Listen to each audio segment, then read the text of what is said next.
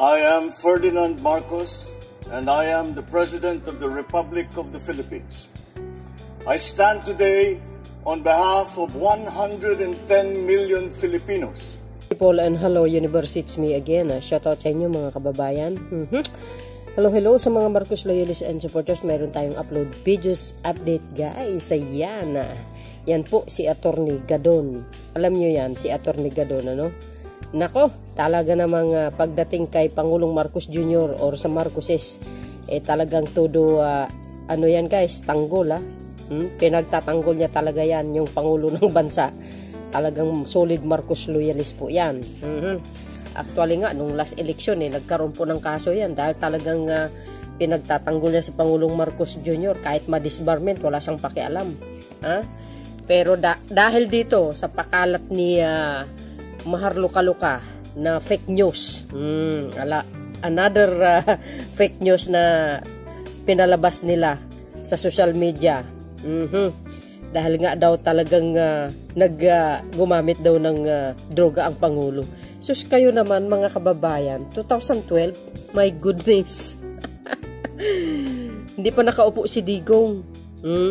Pero alam mo yung ang galing nila gumawa ng istorya, no? Pakala mo totoo. Pero pag susuriin mo yan, talagang pagsusuri ng pagsusuri, yan ay piki talaga. Sa tingin nyo, sa kasalukuyan, gumagamit ang Pangulo ng droga. Nakakatawa naman talaga itong mga DDS kung magsalita sa social media at magpakalat ng fake news. Wow! Hindi nyo talaga kayang kunin ang, ang simpatya ng mamamayang Pilipino. Kasi mga kababayan, dekada na po sinisiraan ng mga Marcoses. Alam po natin yan, inuulit ko lagi yan. Pero po hindi sila nagtatagumpay. As in, hindi talaga sila nagtatagumpay. Kasi wala naman talaga katotohanan sapagkat kakampi po ng mga Marcoses ang katotohanan. Do you think gagawin ni Pangulong Marcos Jr. yun? Yung mga bintang ni Maharlika? Sus Maria Josep.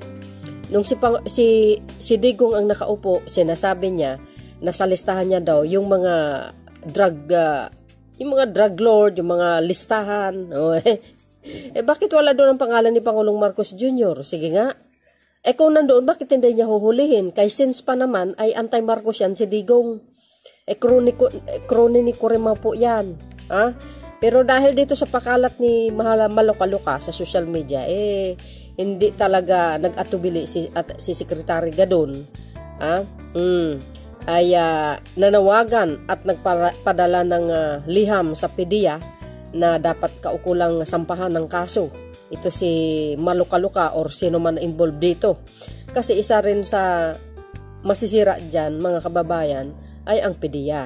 'Di ba? Kasi na-drag yung mga pangalan nila na PDEA ang pinanggalingan ng source daw. Yun ang sabi ni Maluka-Luka. Pero grabe, ang galing niya gumawa ng fake news, ano? Ang tindi. Kung BO-BO ka, maniniwala ka doon sa mga sa mga patutsada niya sa totoo lang. So dapat lang soon as possible na ito guys, dapat sampahan na ng kaso ng PDEA. At ito for sure si Secretary Gadon ay tutulungan niya talaga. Ito guys, hindi rin maganda. Although fake ito, pero kailangan sampulan. Kasi nakakasira ito sa integridad ng PDEA at syempre sa bansang Pilipinas. Mismo kapwa mo Pilipino, sila mismo ang sumisira sa imahe ng bansang ito. 'Di ba? Iyon naman totoo kasi dalawang grupo ito, new position at old new position. Ang alam niyo naman ang berde at saka yung dilaw. So, dahil dito mga kababayan, ano po ang kapalagayan nyo? Ito po yung ito po yung memo, yung sulat na ipinasa ni Secretary Gadon or yung sulat na pinasa niya sa PDEA na kailangan mabigyan ng aksyon itong nagpapakalat ng mga fake news, itong mga peddlers na ito. Alam nyo, ito lang yan Ang nakikita ko dito mga kababayan, todo kayod sila na ilabas itong fake news na ito. Naku ay gumamit si Pangulong Marcos Jr. Malabo po mangyari yun. Kasi nung eleksyon, ay nagpa-drug test yan, negative. Si Katonyo nga nag-interview at sinabi din ni Pangulong Marcos Jr. sa Madlang People, negative po siya.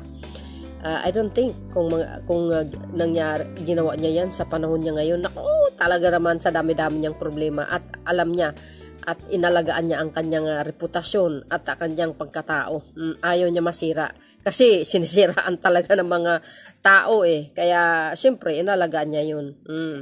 Dahil dito mga babayan, sabi ko nga, ginagawa lang nila yan, pinapakalat-pakalat para mapagtakpan ng issue dyan sa gentleman agreement ni Digong.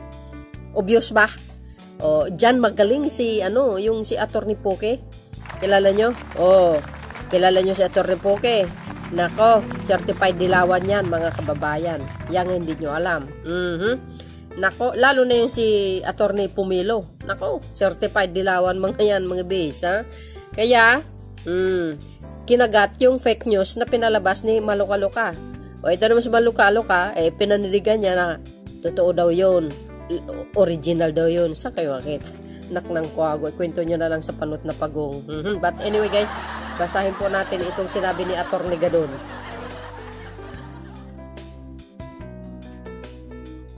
Yan yung sulat niya kay Atty. Gadon. Fake news peddlers should be held accountable. The social media bloggers and bearer of fake news or peddlers of fake news are damaging the integrity and credibility of the agency. Tama po yun. Meron tayong prinsipyo sa batas na whoever is the holder, whoever is the bearer of the false document is presumed to be the one who made it. Alam nyo guys, mabigat na kaso po ito. Sobrang mabigat na kaso itong gagawin ni Maluka-Luka. Talagang hihilain yan sa Amerika. Pag ito siseryosohin, hintayin natin ang resulta nito mga kababayan. Kaya mag-ingat kayo sa mga content nyo, delikado.